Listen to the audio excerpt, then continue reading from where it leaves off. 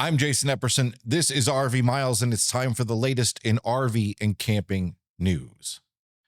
First up, the state of Utah is suing the federal government, asking the Supreme Court to rule on whether the public lands within the state can be held indefinitely by agencies like the Bureau of Land Management, and 12 other states have signed on to that lawsuit. Utah's lawsuit argues that the Constitution does nothing to authorize the federal government to hold, quote, vast unreserved swaths of Utah's territory in perpetuity over Utah's express objection without even so much as a pretense of using those lands in the service of an enumerated power. The federal government holds 37.4 million acres in Utah, about 69% of the land in the state. The lawsuit essentially argues that the federal government shouldn't be able to own land in the state without giving it a designation like national monument or national park status. Much of that undesignated land is leased for mineral, oil, and gas production, grazing and timber, and recreation. And the federal government receives that revenue. Of course, the federal government also administers that land. They have rangers on that land, and they have the protected lands within the states like national parks and monuments that require an infrastructure and staffs and all of that. The lawsuit states, quote, as a direct consequence of the United States' indefinite retention of unappropriated public lands within its borders, Utah is deprived of basic and fundamental sovereign powers as to more than a third of its territory. Utah argues that Article 1 of the Constitution limits the federal government's power to hold land, granting it only exclusive control over specific areas like DC and military bases or other lands that are purchased with the approval of the given state. Utah's elected officials have repeatedly urged the U.S. to relinquish ownership of its unappropriated lands, and there have been many fights over these lands between the state and the federal government over the last couple decades. You may recall the controversies over the size of national monuments like Bears Ears, which was designated by President Obama, reduced in size by President Trump, the first time that had ever been done, and then re-enlarged by President Biden. Now that Mr. Trump has been reelected, one could imagine that this could be an environment in which state control of land might be considered closer by the federal government, but it didn't happen in the previous Trump administration. And that said, it is a different Supreme Court today. And now that a dozen other states have at least partially declared support for this lawsuit, it's hard to imagine the Supreme Court not taking a look at it, but the court generally does not like to take up cases directly, opting to rule on appeals that cannot be settled. It's a big gamble to petition them directly, a gamble which Utah is spending millions of taxpayer dollars on for law firms and for advertising campaigns designed to garner public support. The justices could reject Utah's filing and tell the state to pursue its case with a lower court first. The Idaho, Alaska, Wyoming, and Arizona legislatures all filed briefs of support with the Supreme Court, and Iowa spearheaded a brief signed by attorneys general from Alabama, Arkansas, Mississippi, Nebraska, North Dakota, South Carolina, South Dakota, and Texas. That brief focuses more on whether the Supreme Court should take up the case and less on the merits of Utah's case, but they do support the Supreme Court taking it up. A coalition of counties in Arizona and New Mexico, both states with lots of federal land, along with the New Mexico Federal Lands Council and New Mexico Farm and Livestock Bureau, jointly filed a brief. 28% of the total land area of the United States is controlled by the federal government, and that percentage is much higher out west, where they hold 46.4% of the 11 lower 48 states west of the Plains states.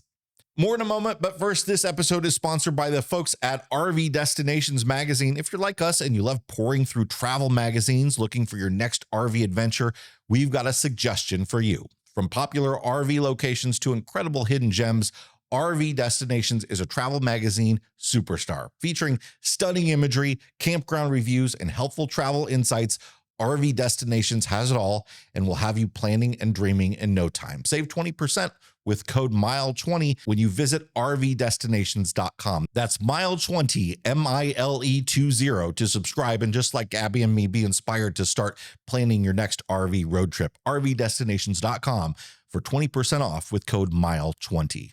It's that time of year again when people start to live and camp in their RVs in cold climates, and I'm here to remind you to be incredibly careful when using space heaters or doing silly things like using a propane torch to thaw your sewer line. Every year around this time, I start to see many articles about RV fires from all around the country, and then they continue to go on throughout the winter, and they normally involve something someone did to try to keep their RV warm. Plug space heaters directly into the wall and make sure nothing can fall on them. Use heat tape to winterize or thaw frozen pipes, not open flames or even electric heaters and hair dryers. You wouldn't believe how often somebody props a hair dryer pointing at their sewer pipe and walks away from it only to burn their RV down. And please don't be afraid to use your propane furnace. It's certainly way safer than stringing electric heaters all over the place. 7 Virginia state parks will undergo cabin or campground renovations this fall, which will cause many of the affected areas to close. The state of Oregon will install pull-through EV charging stations for those pulling trailers at 13 new EV charging stations across the state, thanks to some lobbying from the RV Industry Association. One of the biggest concerns with towing a trailer with an EV truck is that charging stations are generally not set up for someone with a trailer to fit into them. During Tuesday's election, absentee ballots of RV voters were challenged in Lincoln County, South Dakota via a petition from an election integrity activist. A precinct board rejected the petition in the morning hours of Election Day. It sought to challenge about 200 absentee ballots cast by voters registered with the same Lincoln County address, an RV mail forwarding service. 200 seems really low. I'm really surprised. The new governor of the state of Indiana, where 80% of all RVs are manufactured, is a veteran of the RV industry himself. U.S. Republican Senator Mike Braun won his bid for governor of Indiana over Democratic contender Jennifer McCormick. Braun is the founder of Meyer Distributing, which is a nearly 40-year-old aftermarket parts and accessories distributor. Winnebago is recalling 5,313 2020 to 2024 Winnebago View and Navion motorhomes equipped with certain Lippert door assemblies. The door may have been manufactured with incorrect window adhesion, causing the window to loosen or detach. A remedy is under development at this time. Owner notification letters are expected to be mailed on December 30th. Recreational gear retailer REI is cracking down on consumers who abuse its generous return policy. Starting this week, some REI customers will no longer be allowed to get refunds or exchanges for their purchases, according to a report from Denver's 9 News. REI says fewer than 0.02% of its customers have demonstrated a clear abuse of its return policy, and those customers have been added to a list banning them from utilizing it. REI had a great lifetime return policy up until 2013. The current policy, though, gives its members 1 year to return and non-members 90 days to return most items, no questions asked.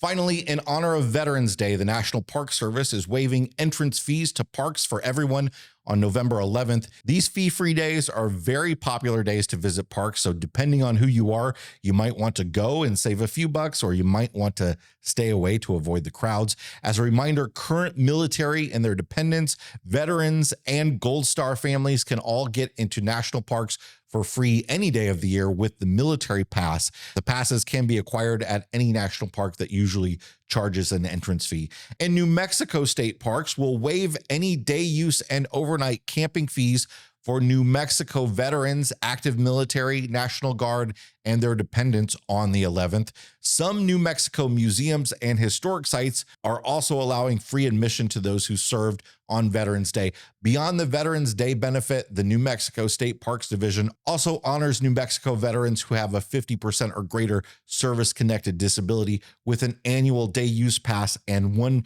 3-day camping pass per year. That's it for this week's RV and camping news. On a personal note, the video I put out on Monday about the California Air Resources Board and their policy that is causing the RV industry to essentially stop selling motorhomes in California and 5 other states. Go watch it if you haven't. It's brought up a heck of a lot of comments, and it's one of the most popular videos that we've ever put out. And look, people don't love it when we get into politics here. And I don't. I try not to. I don't give my opinion. I'm here stating facts. And on that video, I'm stating the facts as they exist, as I know them. And every time it's something heated like that, there's going to be lots of comments, you left-wing liberal idiot or you right-wing fascist a-hole, and often both on the same video. Whatever. I got thick skin. I don't care what people say about me. But look, what we do here, it's going to involve politics, and a lot of people don't want it to. But look, when we talk about federal lands, when we talk about policies that might affect the sale of RVs and our ability to own and operate them, there's going to be politics involved. Politics is life. We can't, I know we like to go to campgrounds to get away from politics, and that's great. This isn't a campground.